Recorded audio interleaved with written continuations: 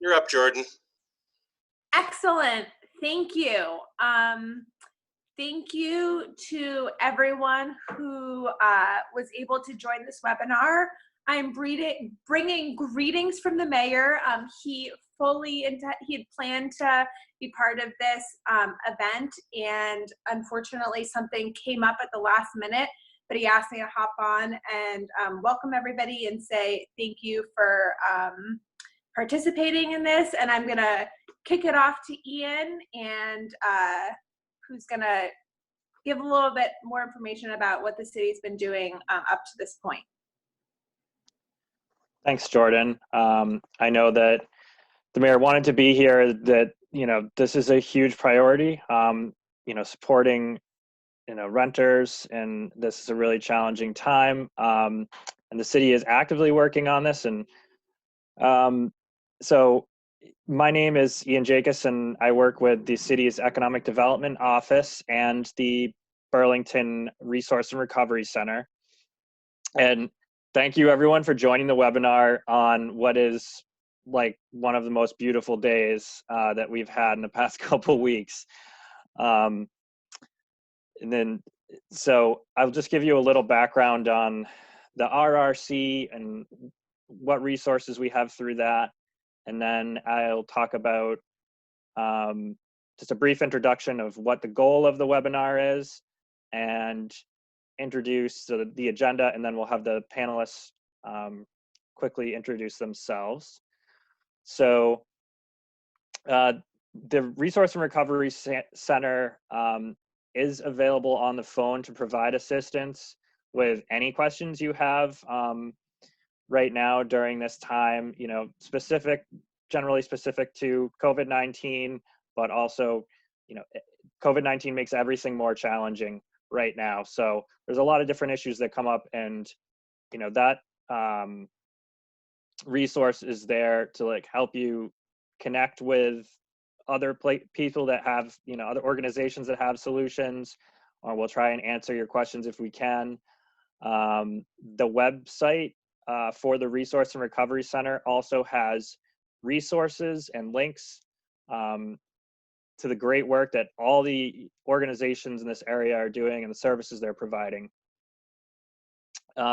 This webinar is going to be recorded, and it will be posted on the RRC website as well. I also want to thank Patty Wayman from the Department of Permitting and Inspections for helping to organize this. And she will be assisting with tracking the questions. So if you are participating and you have a question, if you can use the chat function, you should be able to write in questions that you have.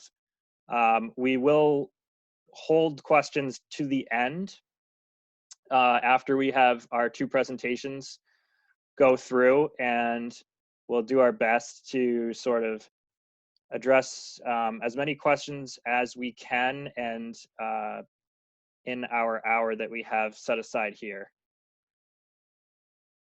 So today we're discussing rental housing during COVID-19, and our goal really is to provide, basic information about the rights and responsibilities of both landlords and tenants. We understand, that this is extremely challenging and personal issue that many people across the city are facing in terms of employment, and rent is often, the biggest expense that a lot of people have. And we're not going to be able to cover every scenario here. I think our goal is to get the basic information out there and try and focus on first steps, working together between tenants and property owners or property managers to address sort of like the common challenges, and make sure everyone understands the rules, because they're sort of constantly changing in this current environment.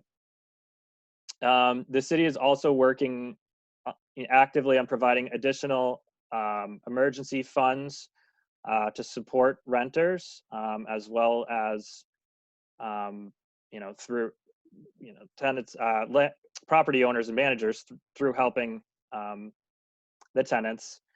And there are a number of other resources available, which we'll go over as part of this webinar.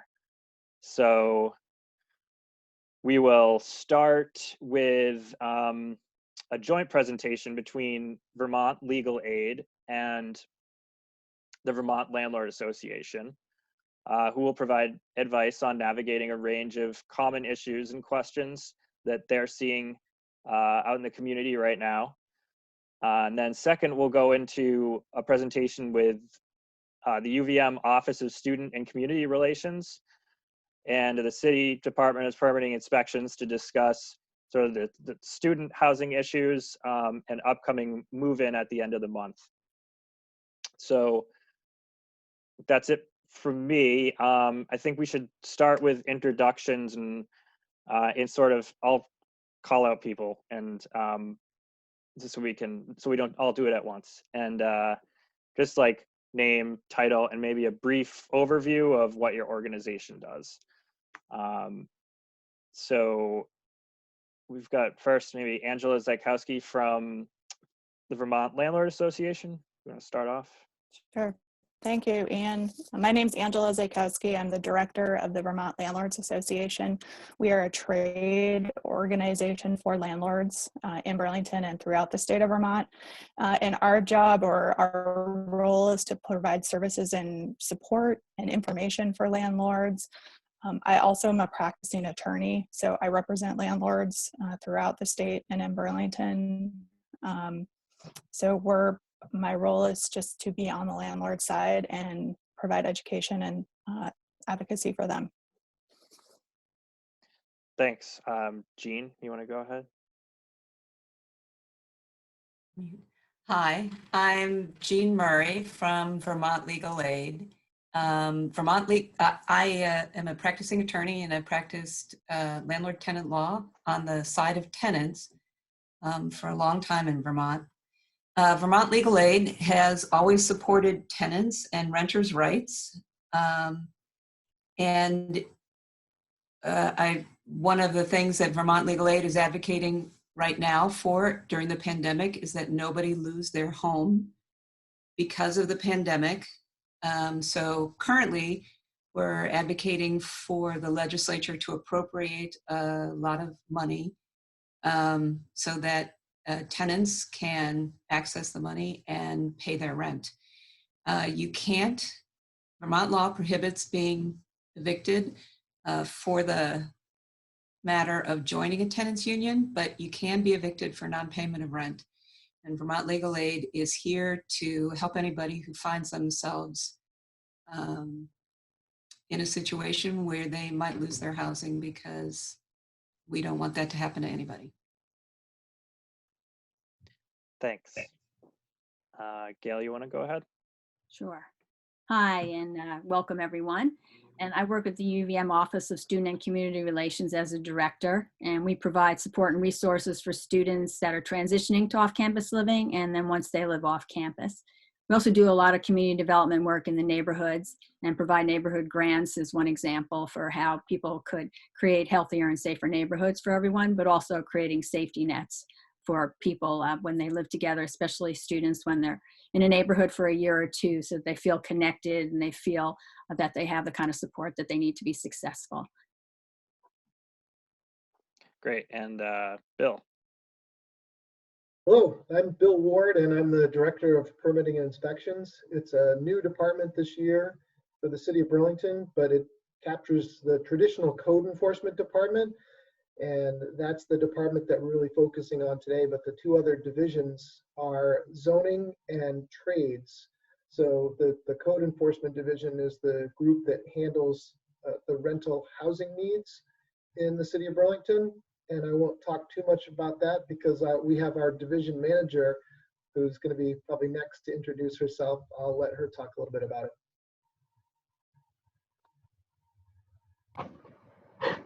Patty, you there? I'm right here. Hi, this is Patty Wayman. I'm the division manager for code enforcement and housing for the city. And the bulk of the work that we do is the minimum housing inspections. We respond to complaints by tenants and landlords both, and we see ourselves as a neutral third party to gather facts and provide facts and enforce Chapter 18 of the Burlington City Ordinances. And for the purposes of this webinar, I will be monitoring the chat and summarizing and paraphrasing some of the questions if we see a lot of common themes. Thank you. Great. So yeah, if you do have questions that come up, you can put them in the chat, but we will hold the question and answers to the end. So Angela and Jean, you're first up, and I think you have a presentation, so you can go ahead. Right. Let me get that up and going here. There we go. All right, so initially, Jean and I just wanted to provide some information about basic sort of landlord-tenant. We've called this sort of process pre-COVID because there's a few things that will have changed with not only some federal legislation, but some statewide legislation that we anticipate will become effective sometime soon. At least as of Tuesday, it hasn't been signed by the governor yet. So the lease agreements, sort of generally here in Vermont, they can be written or oral. So there's no requirement that lease be in writing. So you could have either and still be in a landlord-tenant relationship. And in terms of sort of the term of that agreement, it could be weekly, it could be monthly, it could be for a longer term, 6 months, a year, 18 months.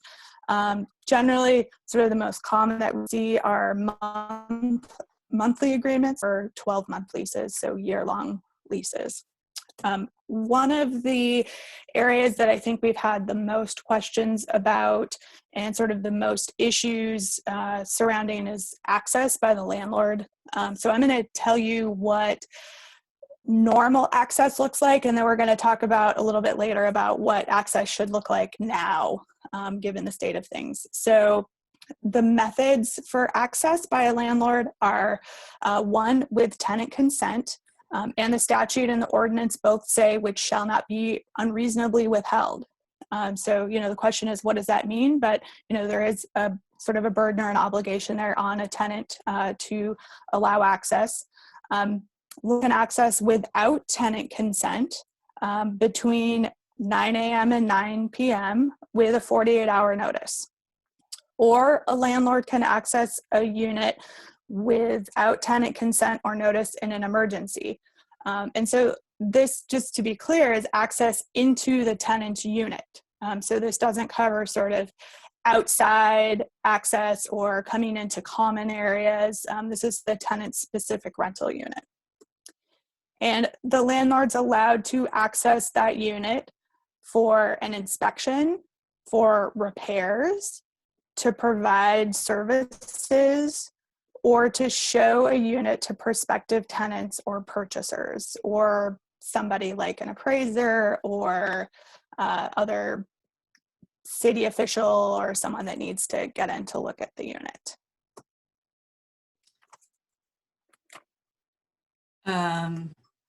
So it's my turn to talk. Okay, so when a lease agreement is formed, the tenant has what's called possession. And so the only ways to end possession after this agreement is formed and the tenant has possession is the tenant can voluntarily relinquish the rental unit. In other words, I plan to live here for a year, my lease expired, at the end of the lease I moved out. Or the landlord can go to court. Lockouts are illegal. In other words, if the landlord says, I've had enough of this, I'm changing the locks, that is illegal. That's actionable against the landlord. That's our regular normal law. So the only way a landlord can enforce a change in possession is going to court and after sending a termination notice. A termination notice is a written, usually it's a letter, looks like a letter from the landlord saying, I'm terminating your tenancy. And is this next one say the reasons, termination notices? Yeah. And they have to say a specific reason that they're terminating the tenancy. And those reasons are generally non-payment of rent, breach of the lease or the rules that are in the landlord-tenant law, for no cause, which is the longest termination date to give tenants time to move, or for the sale of a building. So that's in the normal case. So that's the law in Vermont.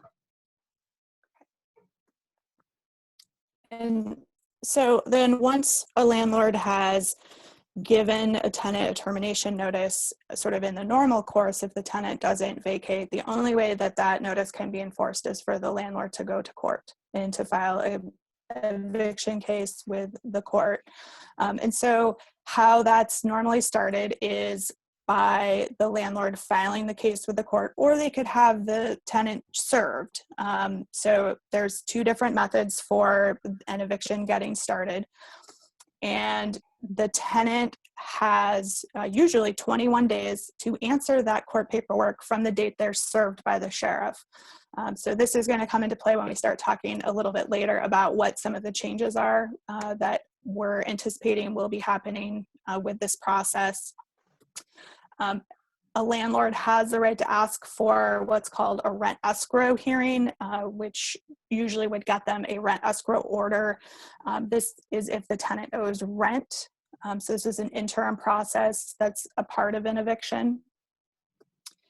And again, reiterating that the landlord's not able to take possession until the court issues a writ of possession. Now, sometimes the tenant may voluntarily leave again or move, but the only way to transfer possession of a unit is through this writ of possession, which has to be served on the tenant, and certain timeframes are associated with depending on why the writ is issued.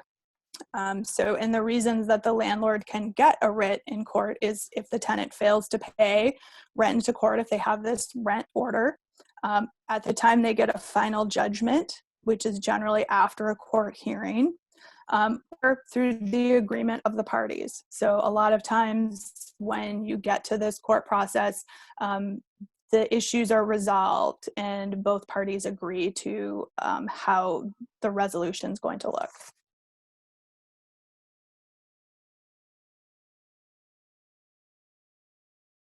COVID-19.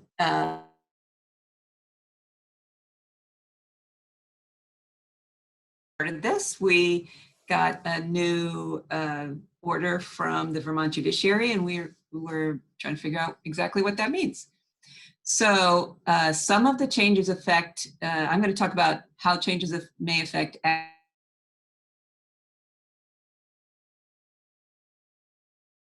access is that with 48 hours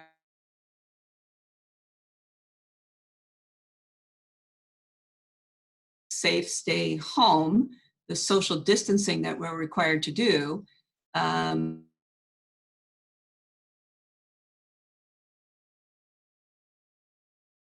prohibited by stay safe, stay home. And also the stay safe, stay home order says that most everybody should stay home and not leave their apartment because that's where you're supposed to be. And so that what it turns on is the question of whether it's reasonable.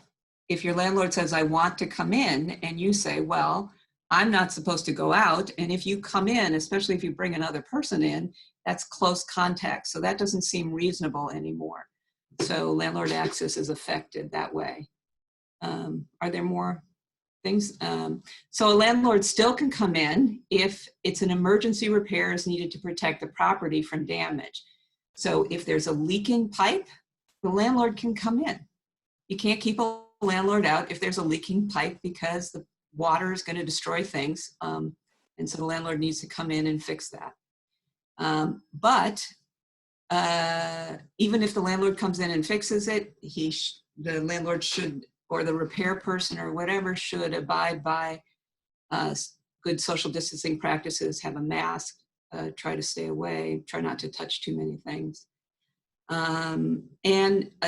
The tenant can still consent for the landlord to come in, can ask for a minor repair and let the landlord come in, or can think that the landlord coming in for one of the reasons that are listed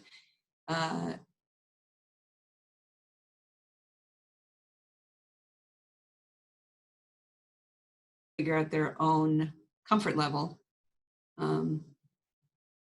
And rental showings, what does it say in there? It really is very difficult to accomplish rental showings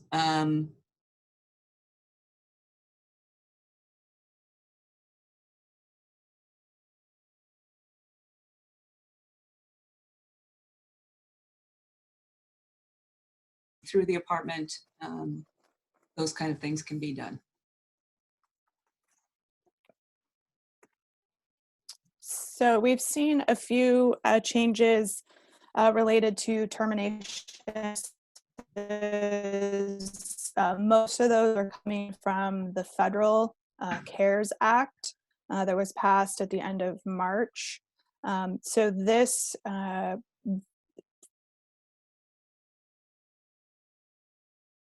set, so it applies to project-based Section 8.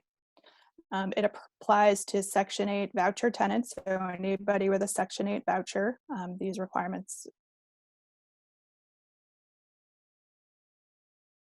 is to federally backed mortgages. So these are Freddie Mac and Fannie Mae type mortgages. And they're applied into this subset because those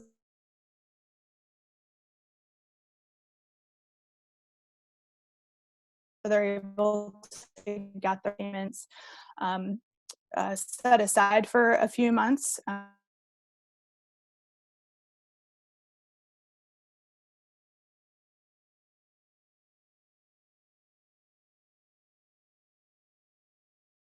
You're gonna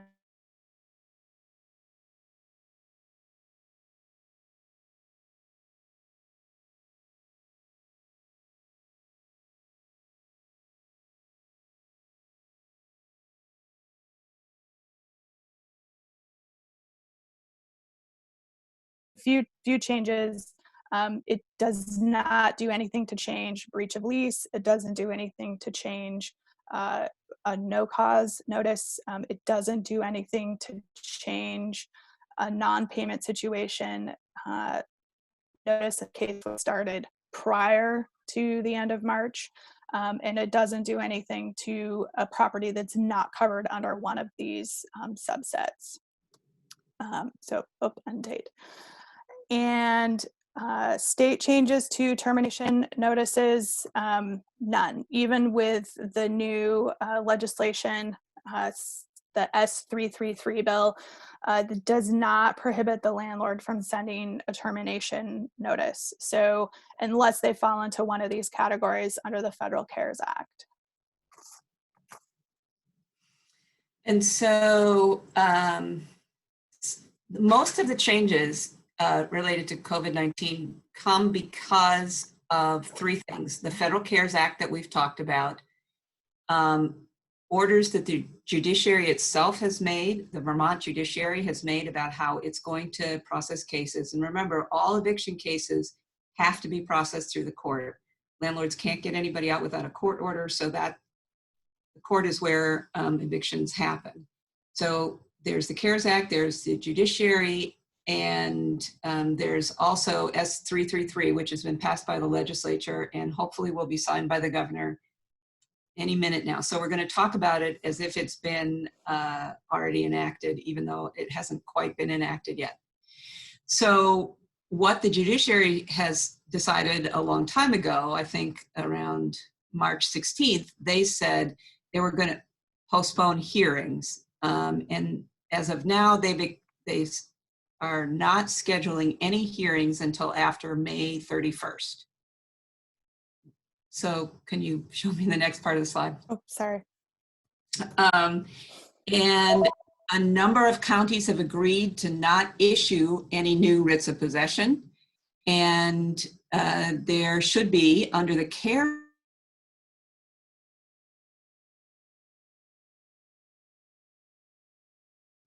And then, as Angela mentioned, any time during March 18th to May 16th, and any time after that, if a homeowner has a federally backed mortgage, they can ask their servicer to give them a forbearance, which is postponing mortgage payments until the end of the mortgage. Just they're due now and put them at the end of the payment plan. So legislative changes under S333. Angela, you need to hit the list so I can see it. So all pending eviction and foreclosure cases are stayed, which means there's a case filed, but nobody can make any decisions on it or schedule any hearings. It's stayed, it's just stopped exactly where it is. All new cases that are stayed as of the date that they get filed. Cases are started by filing. Usually there's two methods. You can start it by filing, or you can start by service. So all cases would be stayed just by filing, and no service of summons and complaint. And the idea there is to keep the sheriffs from having to go do close contact by handing people summons and complaints. All writs of possession that have been issued and maybe even served cannot be executed. They are stayed also. They are stopped right where they are. No new writs of possession can be issued. The tenant's still obligated to pay rent. The tenant is still obligated to pay rent into court if there's an outstanding order that says they have to pay rent into court. And tenants can seek a modification of the rent into court order if there's an economic hardship because of COVID-19. And so then the other areas that S33 is going to make changes to are sort of existing cases, and then how does that work as the state of emergency is lifted. Once the governor declares that the emergency has ended or the emergency order just expires on its own, any case that is related to a breach of lease or a behavior type case can proceed as soon as that emergency declaration is ended. And also at that point, any previously issued or served writs can all proceed. So at the end of the emergency, sort of those two processes, with the writs of possession, they are served and then can't be executed. So that execution is the point at which the sheriff can remove the tenant from the property. That can't occur until 14 days after service. So the tenants will be provided with notice again that they need to leave, and will have 14 days to do that, which is sort of the normal course for a writ of possession and that sort of process. So the other rest of the cases will start back up 30 days after the end of the emergency declaration. So that would be cases for no cause, for non-payment of rent. They're still going to continue to be stayed for a period of time after the end of the emergency. And then there'll be special rent escrow rules for 45 days after that. So it's just, and all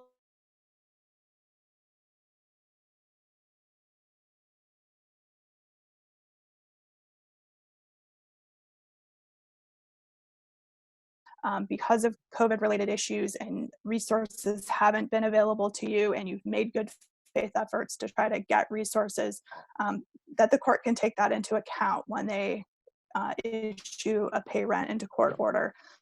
So it's trying to be mindful of everybody's situation, along with allowing they're supposed to.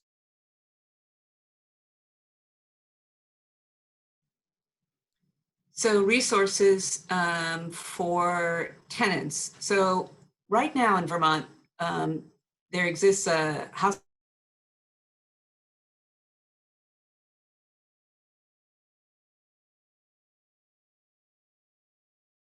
and through that program currently, they do have, or they did have some funds for back rent and some rental assistance and things like that.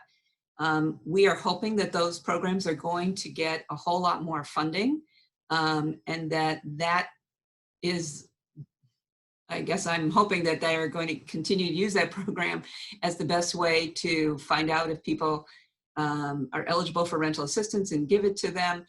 All those things haven't exactly been decided yet.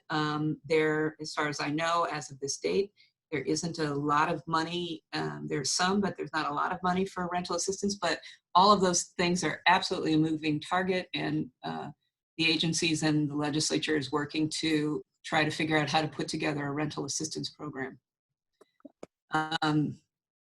So even if there was no rental assistance available from the state, there are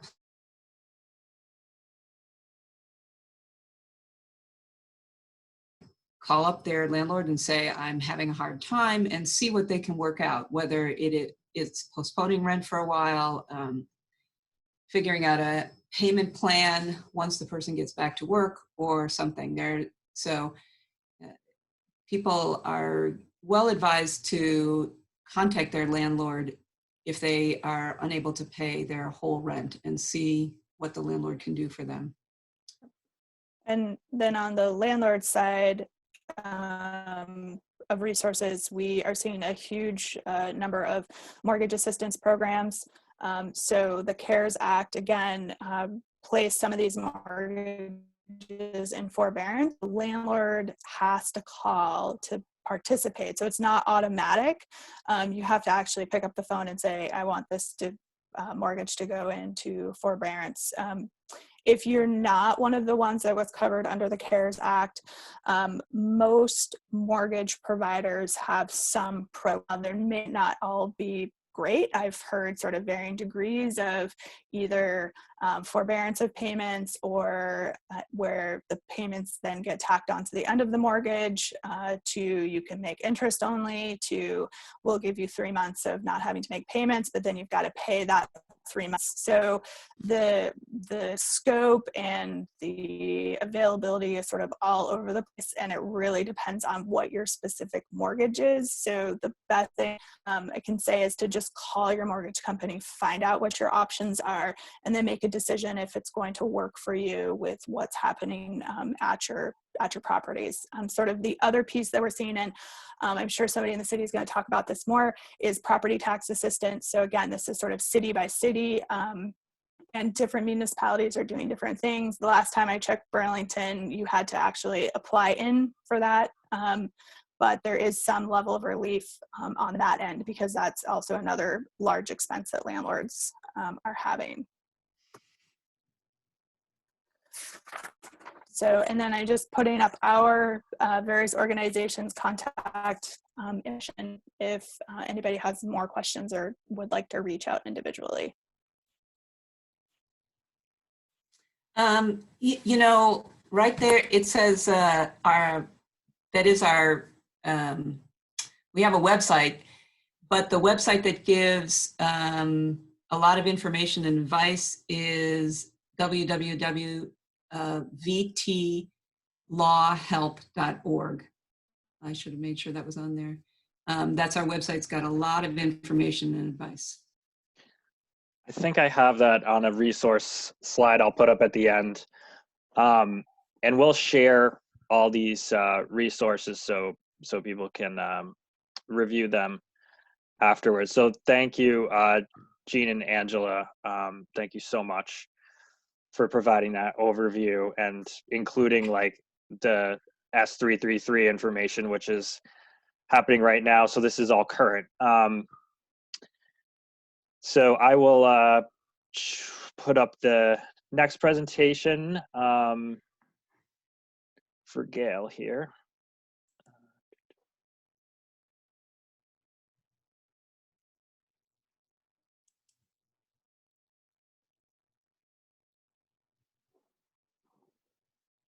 Okay, am I sharing the main presentation? The PowerPoint starts with my office slide. Yep, okay. Right now, I see something different. Oh, hold on 1 second. I'm sorry about that. Okay.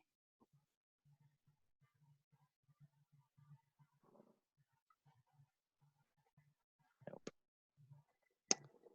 We try it. Third time's gonna be a charm here. If I have so many windows open, if I can click the right, here it is. Okay. Great. All right, thank you.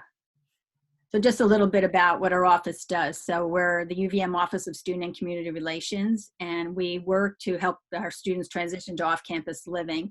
And then once they're off, we provide them with the support so that they could feel a sense of belonging and a safety net in their community. And also, we also try to assist with what their life will be like in their neighborhood. And that includes not just their life as students, but also as neighbors.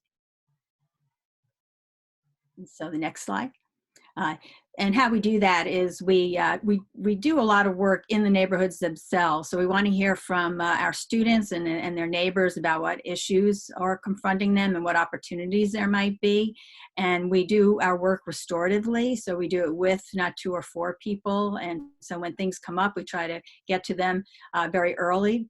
And then we keep track of data in the neighborhood. So we work with a mapping group of on and off campus folks, and we identify when there are violations off campus, and we have educational conversations with students.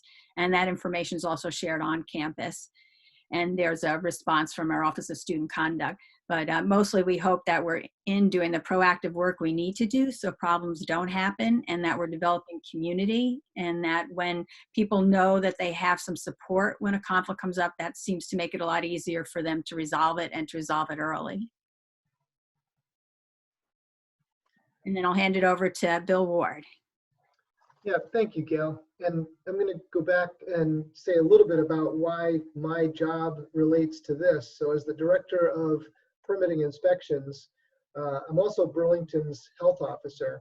And so the health officer is someone who's been given that authority through approval, recommendation by the mayor, approval by city council, but my actual authority comes through being certified, if you will, through the health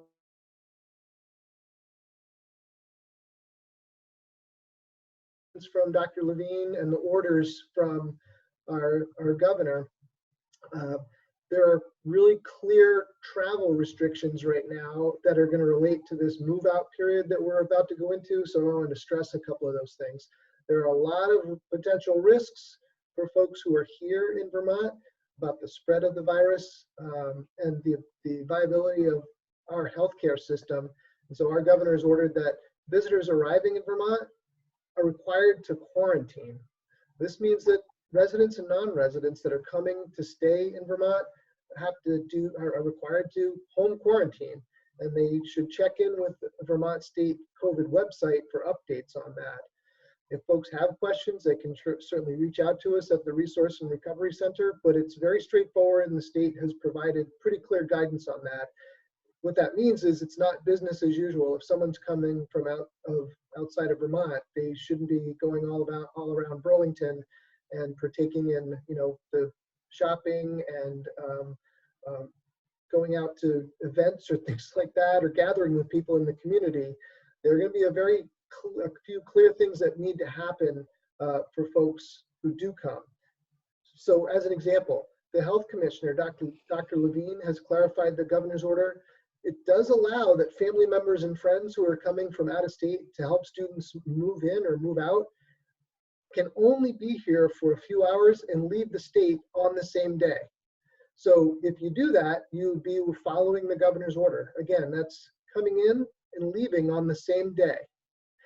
But we want to be clear that both the governor's order and the city of Burlington strongly discourages travel to Vermont by any of the locations that are considered COVID-19 hotspots. And another thing that might be of interest for folks if they're not familiar with it, the hotels are not allowing, and they're not allowed by the governor's order to to take reservations from people who are out of state. They're only allowing for residents of Vermont starting next week to be able to make reservations at a hotel, and folks that are coming from out of state would only be allowed if they have quarantined. So the hotels are not an option for folks coming out of state. However, Gail pointed out to me that some of the students who are in a unique position where their lease may end a few days before they are moving into their next Burlington unit, if they don't have a place to stay, the governor's order would allow that at the end of this month, that someone could stay for a few days if they are a Vermont resident and they need temporary lodging. That's going to be an option for them. So I don't know if you wanted to talk more about that, Gail. Okay, thank you, Bill. And so I think maybe that I'll talk about that part when I get to some of survey data that we have. But I wanted to also go through some move out tips and resources. And I was very pleased in our survey to see the large percentage of our students have already made plans with their roommates about moving out. And that was really wonderful news. And some of the things that we have been sending out since April in our Off-Campus Life newsletter is about, if you have items in good shape, there are places in Burlington that will take them now, and in the Chittenden County as well. And some of them will even come pick them up. So if you have a plan with your roommates and on your list you have to call these places, you can make arrangements, because I know a lot of people, when they have things in good shape, don't want to see them go into the landfill. And then properly dispose of trash. Have conversations with your landlord if there's not enough trash receptacles for what you want to get rid of, and see what your landlord might be able to work out with you. And then terminate your utilities. Make sure that you call the Burlington Electric Department and the Department of Public Works for your water, and probably Vermont Gas or some of the big ones. And if you are moving from one apartment to another in Burlington, ask your utility company if you can just carry that over.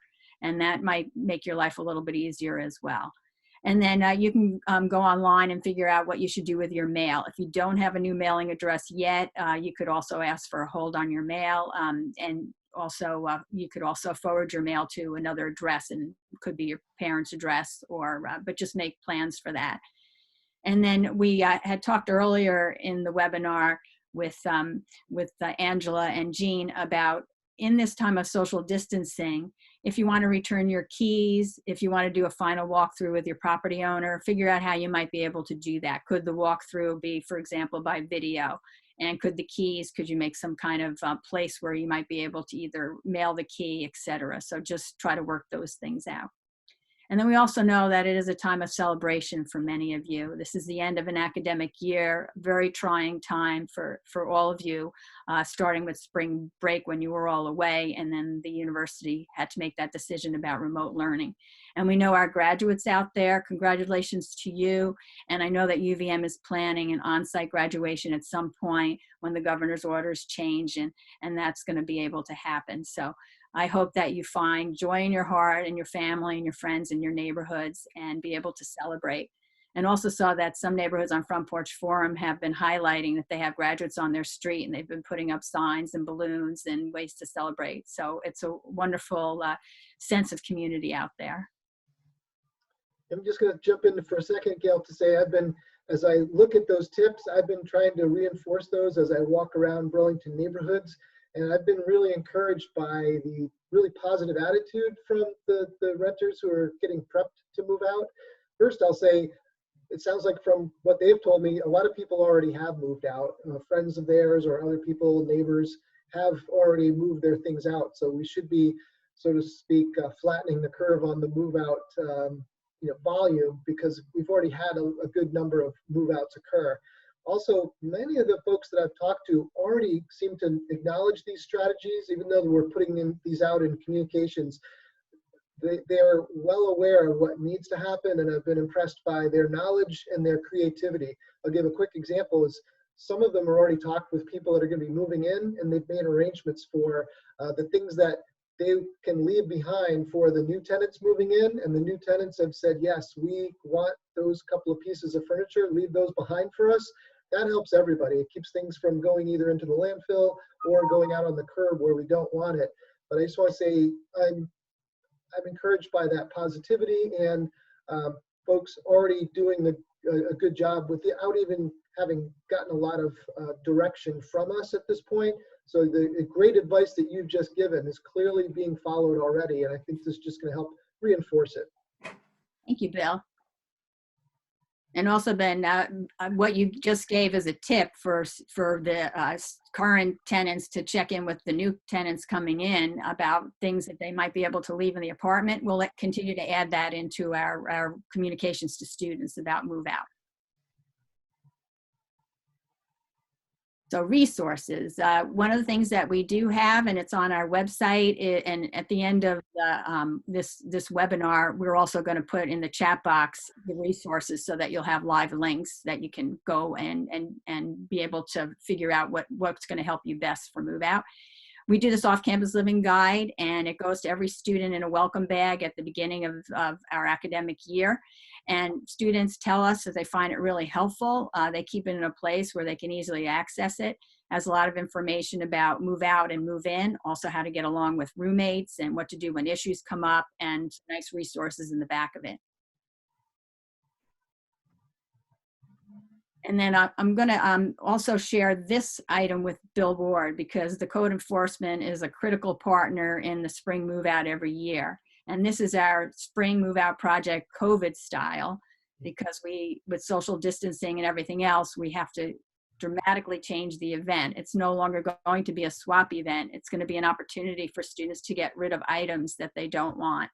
And we haven't yet finalized all the details for it, but just to let the community know that we have been thinking very much about what this year is going to look like, and we want to provide that kind of support to our students and also to the city.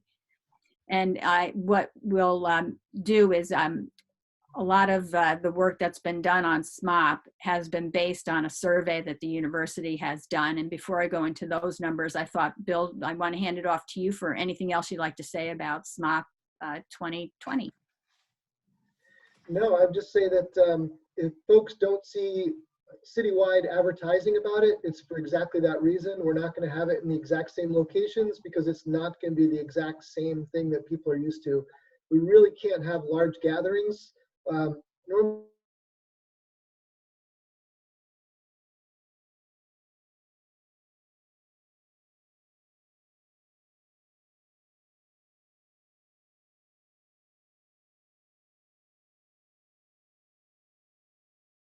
flyers left for specific neighborhoods where and when they're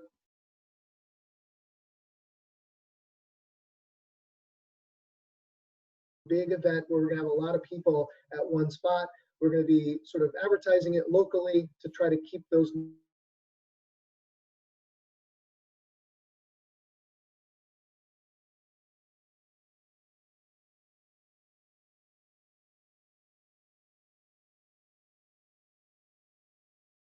it was encouraging to me that both we have a great communication tool with in preparation for the student move out, and also this is great responsiveness by the UVM students. So it helps us with our planning. Thank you, Gail.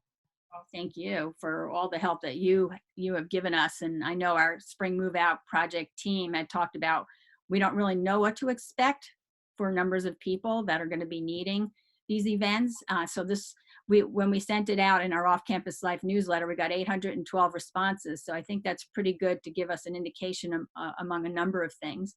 But I wanted to say that the percentage of respondents, and these are the people currently living in their off-campus rental, who said they're planning on living in the Burlington area for the lease period starting on June 1st, was 68%.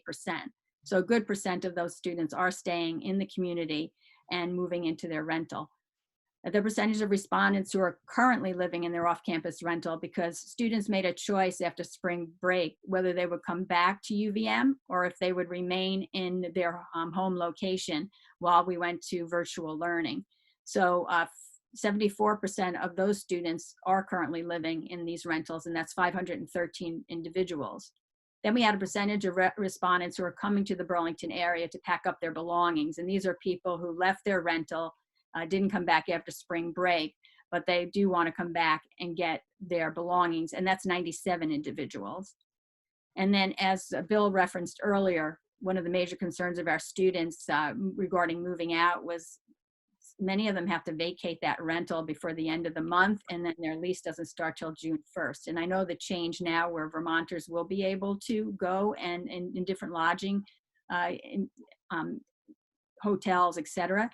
But the hardship is that a lot of them lost their jobs. So in another survey we did in March, we found out how many were food insecure, how many of them were rent insecure, and how many of them didn't have money for utilities. And the numbers were pretty high. So we did food drives, and we have a pantry on campus, and we tried to help students. Sometimes you can help with rent when you can help with other needs. So if you can help with technology, and you can help with utilities, and you can help with food, gives them a little more ability to figure out the rent. And also our student financial services, students have been able to contact them. And then we have a special COVID foundation monies that the president had set up. And that's also for students who are in need of assistance. We also found out, when should we have SMOP? That's usually the perennial question. And we found out that most students are moving out, I believe it's the week of May 18th and then the following week. And that helps us too in the planning of these events. Great. Thank you so much, Gail and Bill. So we are coming up against our full hour that we've allotted. Patty, how are we looking for questions? Let's see what we can get answered here. We have a few. We have a few questions, and I'm trying to summarize because there's a couple common themes. Angela and Jean, this one is for you folks. Question is around forgiveness versus forbearance. Is there anything in the works for tenants to get rent forgiveness?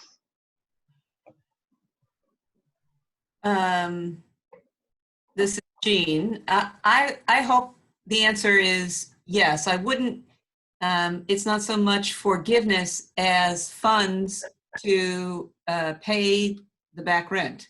So there is a lot of relief money came into Vermont, and there are people who are looking to direct a lot of the relief money to tenants so that they can catch up with their rent.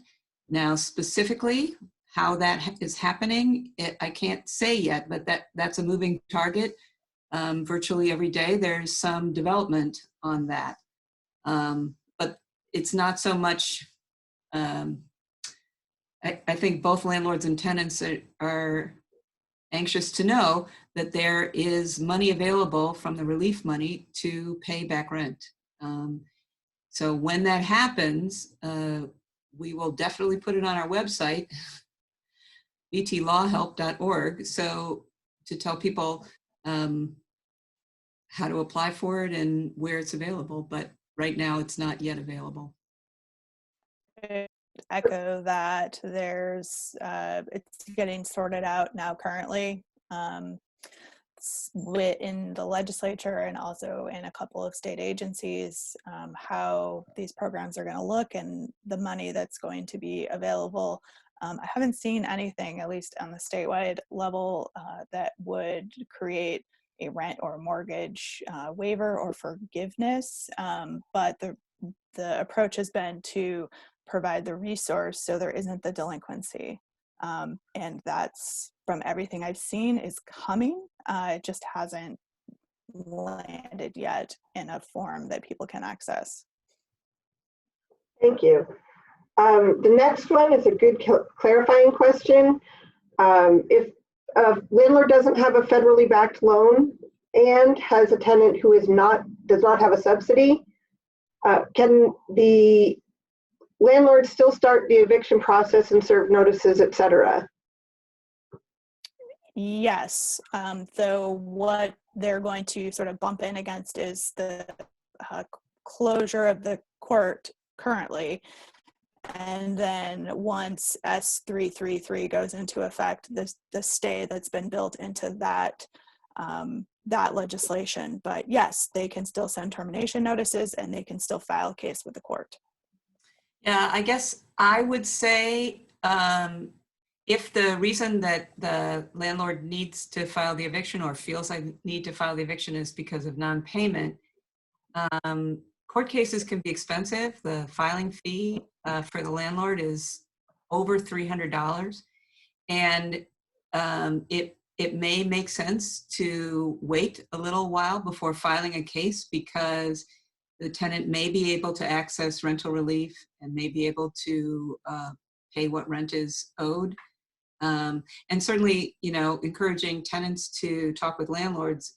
Landlords can talk with tenants and say, what's the plan here? And keep me posted on what kinds of back rent funds you're able to access, et cetera, et cetera. So yeah, the landlords can send a notice to quit.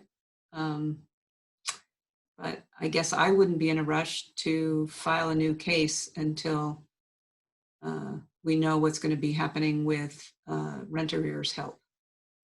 I would also encourage the first line. I mean, I think my general sense from the landlords that I speak with is that the termination notice isn't there first out of the gate. I mean, it generally comes because they've made attempts to try to communicate with the landlord or the tenant and haven't heard anything from the tenant, or the response has been not one that is, let's try to figure out a solution through this. So I think communication is the big key here on both sides. Great.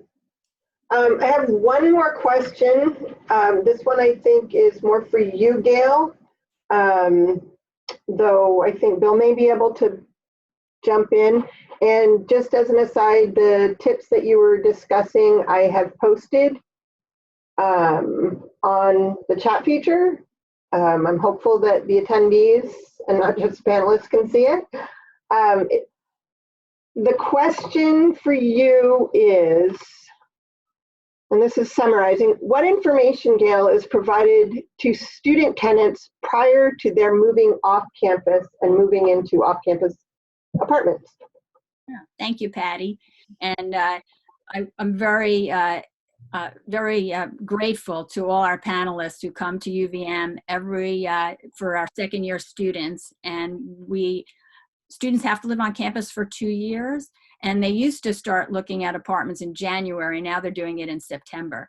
So we have worked enormously hard to change our off-campus living workshops to September. And many of you have been panelists. So I have to thank all of you for the incredible on and off campus support that we get to help educate our students. And we go through everything. We have everything from rights and responsibilities of tenants and landlords. We have public safety, personal safety. We have getting along in neighborhoods and with roommates, and it's quite extensive. And the students can look at all those individuals who do those workshops and know I have a safety net. I saw a face. I got to learn about who I go to, and that's been really crucial. We're also doing an online educational where we asked our panelists to tell us the 3 major bullet points that they would like our students to know. And they'll take a look at each of those videos, and then there'll be quiz questions.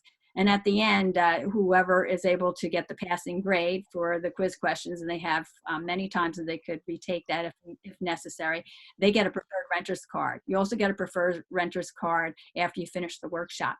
And it just shows the property owner and manager that you took the time and the attention to be better educated.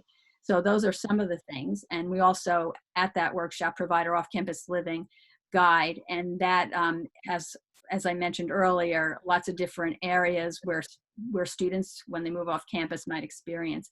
So we do work really, really hard to make sure that they have what they need. And then when they move off campus and things happen, they know that they have that safety net. Thanks, Patty. Oh, thank you, Gail. Ian, I think that's all for questions. I haven't seen any new ones come up. And I think we're at time now. Yeah. So first, I want to say thank you so much to the panelists for taking the time to share this information. It's, you know, we can't say it enough, and everyone's got questions, and I will put up a slide with resources to follow up. Like, we do acknowledge that, we're seeing, comments and the chat of like, well, people are having different experiences, and every case is going to be different, and to really get into the details of what to do, you should follow up with the resources, and think that what we had here today is just like a great foundation to understand what both sides, what tenants and landlords are dealing with, and how we can, try and work together. And like, as Angela and Jean said, and it's like communication is really at least the first step to take here, and it's really important. And for during the move in and move out, like as Bill and Gail said, that it's critical for the safety of the community that the property owners and tenants are communicating and coordinating throughout this process. So just reiterating that, and thank you so much. Let me just share this resources screen before we wrap this up.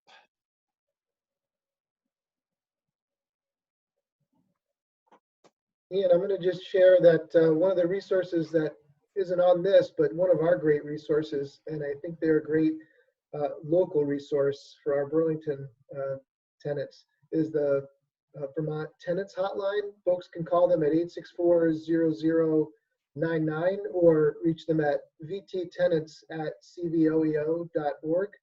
They're a great resource, and we use them and get references from tenants through their organization regularly. Great. Yep, and that number is on the screen here. So, and again, all this information will be posted on the RRC website, Burlington, Vermont, burlingtonvt.gov/resources. Thank you so much, and I hope everyone enjoys the beautiful day.